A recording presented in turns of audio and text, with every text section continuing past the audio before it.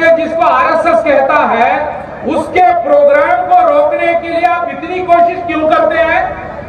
इसमें ही मालूम पड़ता है हमारे बूट की आवाज, हमारे इस ड्रम की आवाज आरएसएस के दिलों में डर डालता है। हम जब गलियों में मार्च करके जब आते हैं, इस गरीब, इस कमजोर, इस मजबूर लोग नागपुर के किले में डर बैठता है। आरएसएस के लोग परेशान, घबरा जाते हैं। उसके वजह से पूरी ताकत लगाकर हमारी प्रोग्राम को, हमारे मार्च को रोकने की कोशिश करते हैं। मैं कहना चाहता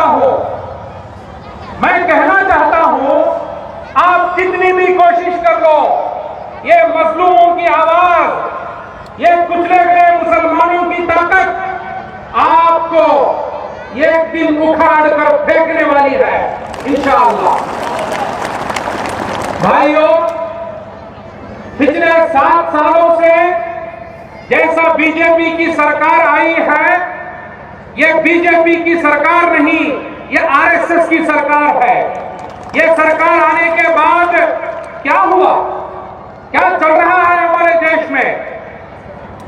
हमारे देश का फेडरल स्ट्रक्चर, हमारे देश के हर एक पॉलिटिकल पार्टी, पॉलिटिकल नेता पे हमला, हमारे देश के हर एक अपोजिशन संगठनों पे हमला, हमारे देश के मीडिया पे हमला। आज ऐसी हालत हो गई है, हमारे देश के प्रीमियम इंस्टीट्यूशन, एनआईए, ईडी, इनका काम जो है सुपारी किलर जैसा, इनका काम जो है एक गुंडा जैसा, ये लोग बीजेपी, आरएसएस के खिलाफ जो भी उठते हैं उनको तोड़ने का काम करते हैं।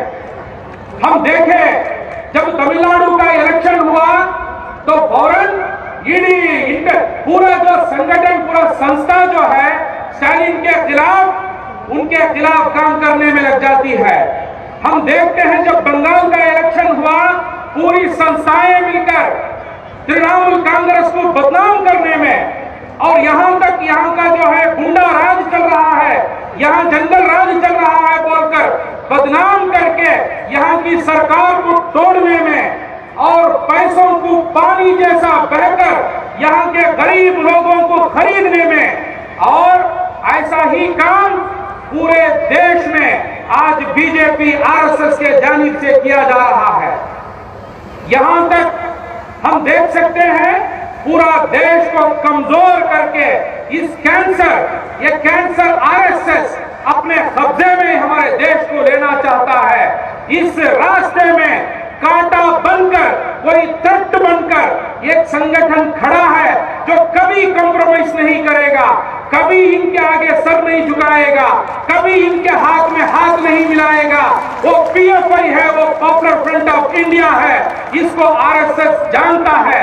उसके वजह से हर दिन हम पे हमला होता है, हर दिन हम पे हमला होता है। अगर हम इस हमले पे डर जाएंगे, हम इस हमले को झुक जाएंगे, तो इस देश में एक डिसिप्लिन्ड आवाज जो थी आरएसएस के खिलाफ, वो आवाज कमजोर पड़ जाएगी। हम मर जाएंगे, हम मिट जाएंगे, मगर जालिम के आगे इंशाअल्लाह सर नहीं झुकाएंगे। भाइयों, हमें मालूम है कि हाल ही में अभी कर्नाटक में क्या चल रहा है, पूरे देश में क्या चल रहा है। एक मुस्लिम बहन बेटी के सिर में 1.5 मीटर का कपड़ा, ये देश का बड़ा खतरा बन गया है। 1.5 मीटर का कपड़ा, ये देश का बड़ा खतरा बन गया है। और बहुत डिबेट मीडिया में, बहुत चर्चा, क्या चर्चा है? हिजाब से देश को खतरा है, मोदी की सरकार को खतरा है, और ये हिजाबी लोगों के वजह से ये घबरा गए, घबरा कर कहते हैं ये पीएफआई की साजिश है। ये किसकी साजिश है? पीएफआई की साजिश है। इसमें दो चार बहुत इंपॉर्टेंट बातों को हमें समझना चाहिए।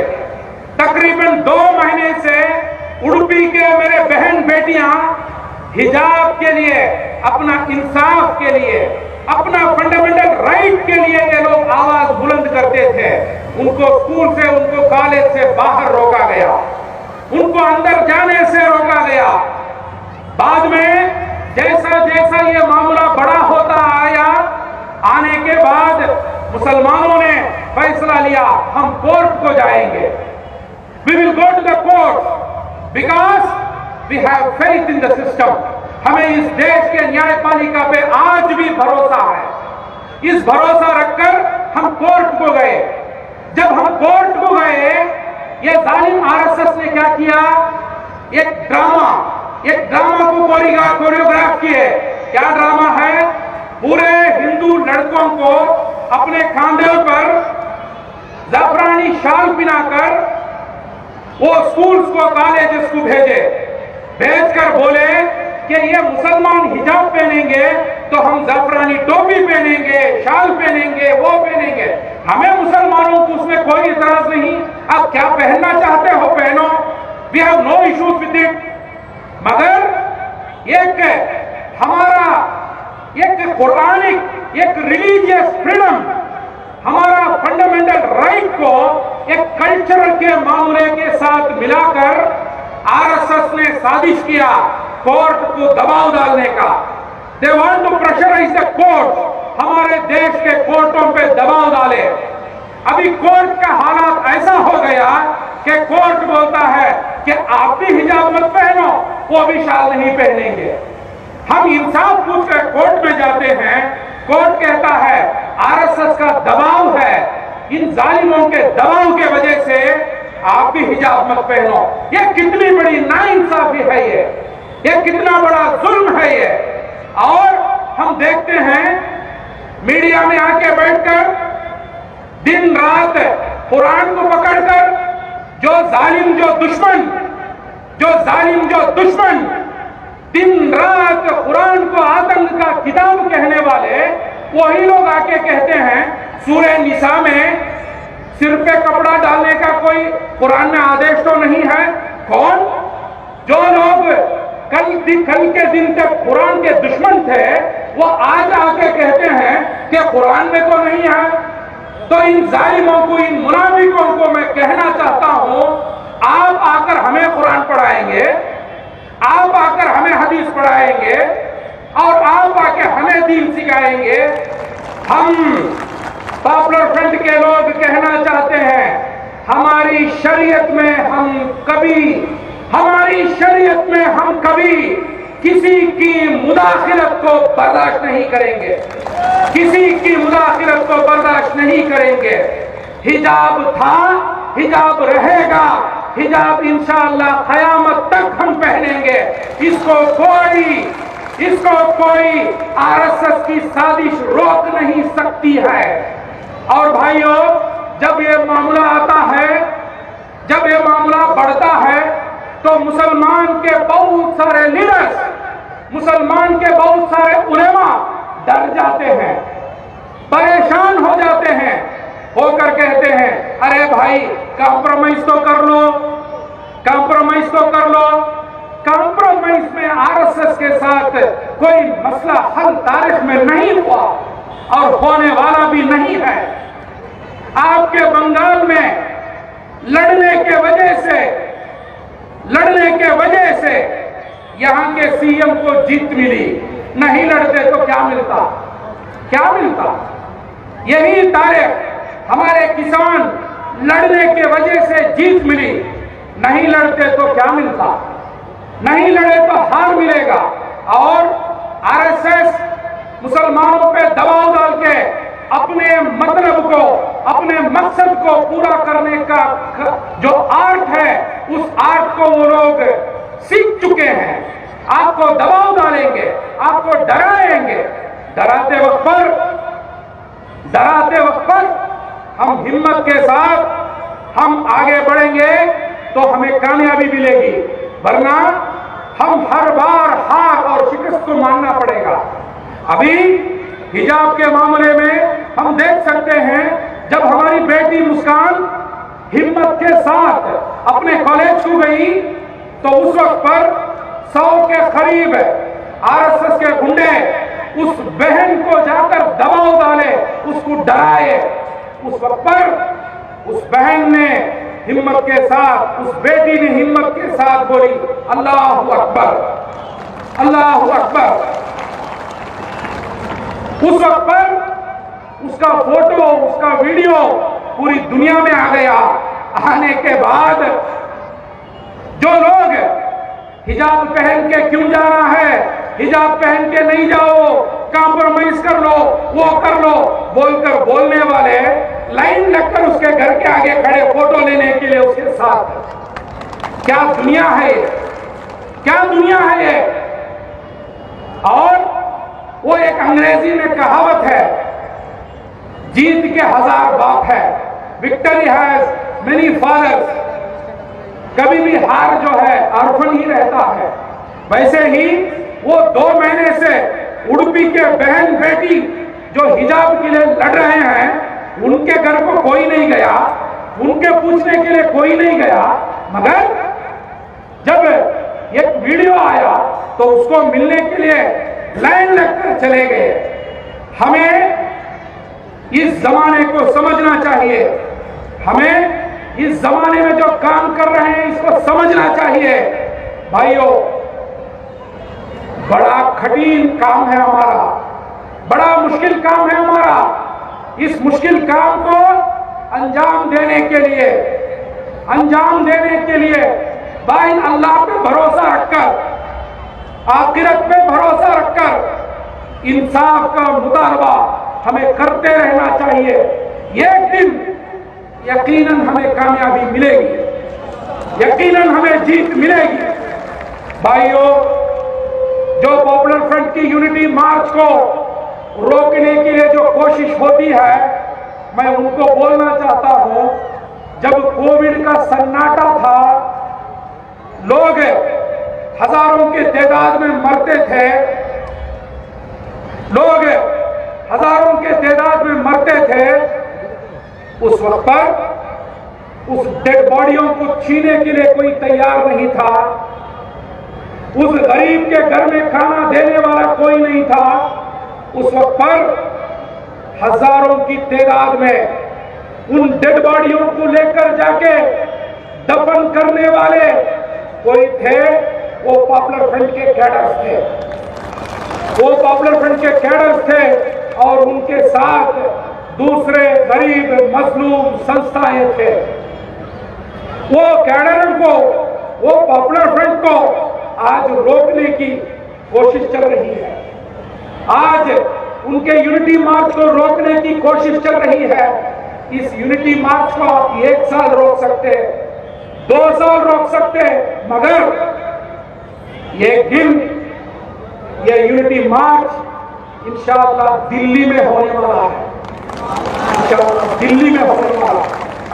भाइयों, आरएसएस के लोग कभी भी कहते हैं कि हम हिंदू हैं, हिंदू हैं। आरएसएस कभी हिंदू नहीं है, आरएसएस जालिम है।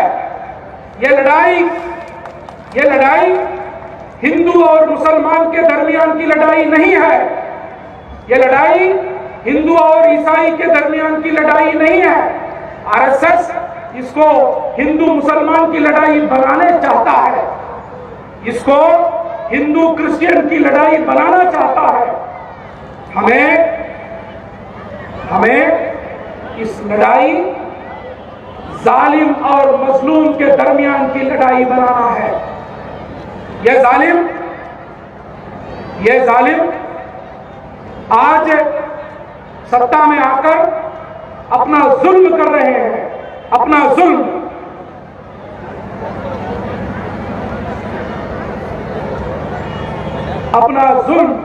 हर दिन इनके तरफ से हो रहा है। हमें समझना चाहिए, इस देश में गांधी से कोई अच्छा हिंदू नहीं थे। महात्मा गांधी का कातिल कौन है, ये आरएसएस का नाथूराम गोडसे है। तो इस देश के सबसे अच्छे हिंदू को किसने कत्ल किया? कोई मुसलमान ने कत्ल नहीं किया। इस देश के सबसे अच्छे हिंदू को कोई ईसाई ने गोली नहीं मारा। इस देश के सबसे अच्छे हिंदू को कत्ल किया तो आरएसएस ने कत्ल किया। यानी हिंदू को कभी खतरा मुसलमान से नहीं है, हिंदू को खतरा है वो हिंदू राष्ट्र बोलकर एक जो पॉलिटिकल आइडियोलॉजी है, ये पॉलिटिकल आइडियोलॉजी से इस देश के हिंदुओं को खतरा है।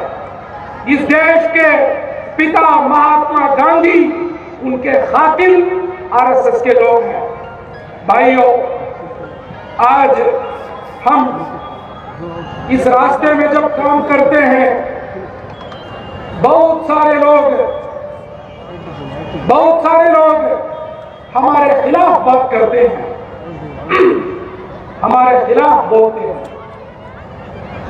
हमारे खिलाफ बोलकर ये लोग समझते हैं कि मैं आरएसएस का बड़ा करीब हो जाऊंगा, बीजेपी का बड़ा करीब हो जाऊंगा। मैं उन लोगों को कहना चाहता हूं, जो भी पॉपुलर फ्रंट के खिलाफ कहता है, पॉपुलर फ्रंट के खिलाफ लिखता है, उसके बारे में ये मजलूम कौम क्या कहती है मालूम है? उसके बारे में तारीख क्या लिखने वाली है मालूम है? उसके बारे में तारीख लिखने वाली है, ये जालिमों के साथ बिक गया वरना जालिमों के साथ झुक गया। ये जो तारीख, हिस्ट्री जो लिखेगी, हिस्ट्री बनाएगी कि जब न्याय का जो लड़ाई, न्याय का जो संघर्ष हमारे देश में चल रहा था, उस न्याय के संघर्ष के वक्त पर बहुत सारे लोग बिक गए और बहुत सारे लोग झुक गए। अभी जो लोग अपने आप को मैं खामोश हूं, मैं बच जाऊंगा बोल के सोचते हैं, उनको मैं शाहरुख खान की तारीख याद दिलाना चाहता हूं। क्या हुआ जब एनआरसी सीएए का मूवमेंट, एनआरसी का जब चल रहा था, कोई बॉलीवुड स्टार आकर ये अल्फाज नहीं बोला, ये बात नहीं बोला। क्यों नहीं बोला? ये समझते थे कि मुझ पर हमला हो जाएगा, मुझ पर हमला हो जाएगा।